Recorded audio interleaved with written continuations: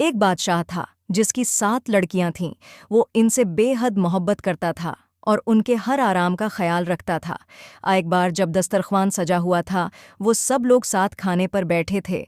बादशाह ने अपनी बेटियों से एक सवाल पूछ लिया कि तुम लोग मुझे कितना चाहती हो। बड़ी शहजादी ने कहा, बाबा, मैं आपको गुलाब जामुन की तरह चाहती हूँ।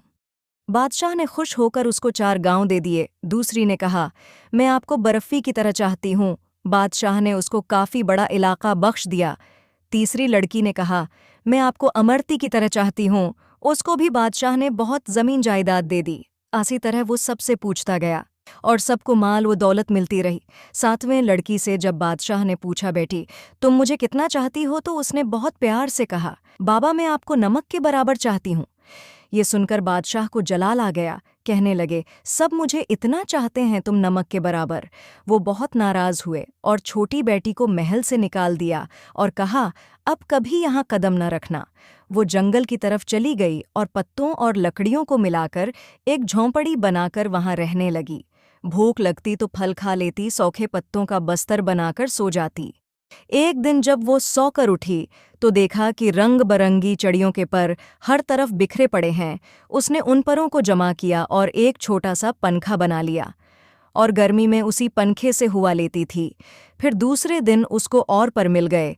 उसने बहुत सारे पर उकठा किए और कई पंखे बना लें और जंगल के किनारे सड़क के पास जाकर बैठ गई, अपना चेहरा चादर से ढांप लिया।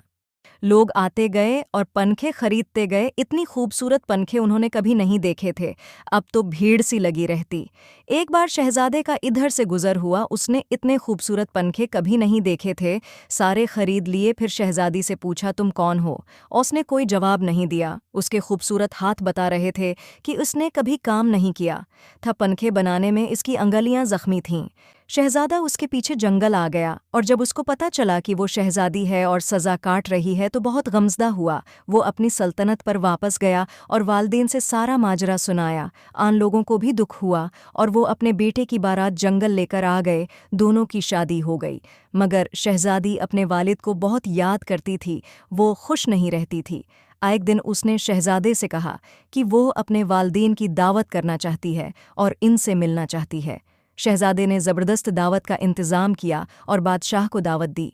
शहजादी ने कहा, सारा इंतज़ाम आप देखिए, मगर अपने वालदीन और बहनों के लिए खाना मैं खुद तैयार करूँगी। सारे मेहमान आ गए। कई दस्तरख्वान एक साथ लगे और बादशाह और शहजादियों के लिए अंदर इंतज़ाम किया गया। सामने आकर बैठ गई। उसने नकाब पहन रखा था। जब बादशाह ने पहला नवाला लिया तो खाने में नमक नहीं था। दूसरी डूश निकाली, वो भी बगैर नमक के थी। तब उनको बहुत गुस्सा आया कि मुझे बुलाकर यो बगैर नमक का खाना खिलाया गया। तब छोटी शहजादी ने अपनी नकाब हटाई और कहा, बाबा, मैं आपको नमक के बराबर चाहती हूँ। यही कहा था मैंने, नमक के बगैर किसी चीज़ में लज्जत नहीं होती। बादशाह चौंक उठा। फिर उसने आगे बढ़कर बेटी को गले लगा लिया और उसकी आंखें नम हो गईं।